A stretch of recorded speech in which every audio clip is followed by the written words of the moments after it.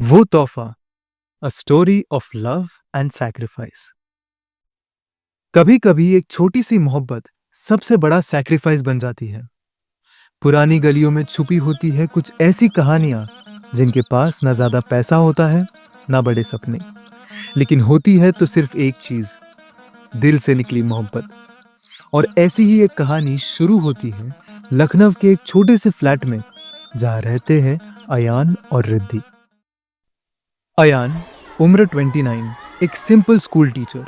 सुबह 8 बजे चौक उठाता है और शाम 5 बजे तक बच्चों को सपने दिखाता है। उसकी आंखों में एक अलग ही रोशनी थी, वो रोशनी जो सिर्फ किसी जिंदगी से प्यार करने वाले इंसान के पास होती है। लंबे कद का, हल्के वाइटिश कॉम्प्लेक्शन में, थोड़ी सी रफ बियर्ड, हमेशा कॉटन कुर्ता और एक पुरानी घड़ी अपने पॉकेट में रखता है। एक पॉकेट वॉच जो उसके दादाजी की थी। वो घड़ी उसके लिए सिर्फ एक वक्त बताने का साधन नहीं, एक याद थी, एक विरासत, उसके दिल के बहुत करीब। रिद्धि, उम्र 26, अयान की बीवी, बुटीक में काम करती थी। उसकी मुस्कुराहट पूरी दुकान रोशन कर देती थी। कमर तक लंबे घने काले बाल जो घूमते ही हवा में पोएट्री लगते थे। रिद्धि पहना करती थी कॉटन साड़ी, सिल्वर एंकलेट्स और एक छोटी सी बिंदी, एक परफेक्ट ब्लेंड ऑफ सिंप्लिसिटी और ग्रेस।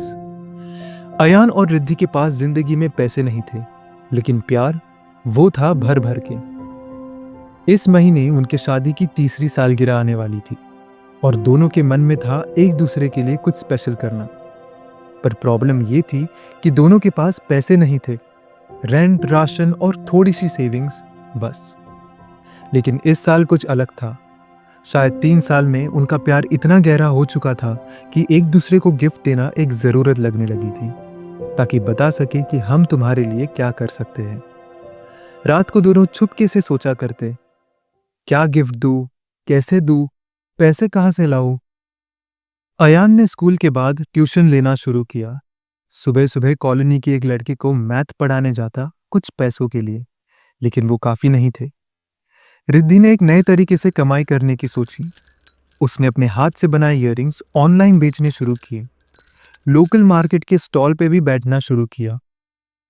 अयान एक दिन मार्केट से जा रहा था जब उसने एक स्टोर के डिस्प्ले में एक हेयर पिन देखा। सिल्वर का था, पीकॉक शेप का, मिरर एम्बेडेड। रिद्धि ने एक बार उसे देखकर बोला था, क्या सुंदर पीस है ना। और उसी वक्त अयान ने डिसाइड कर लिया, यही होगा रिद्धि का एनिवर्सरी गिफ्ट।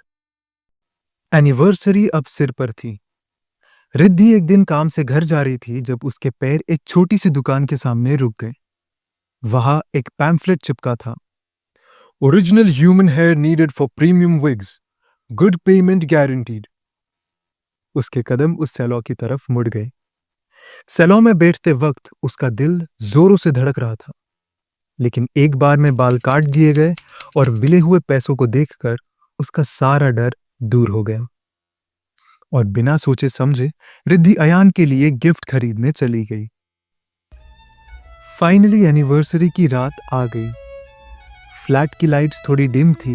एक छोटा सा केक टेबल पर रखा था। रिद्धि ने लाइट पिंक कलर की साड़ी पहनी थी।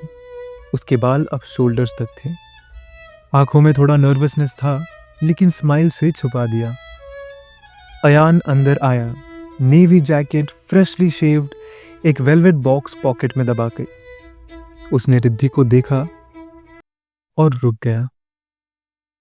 तुम्हारे बाल? उसके लफ्ज रुक गए।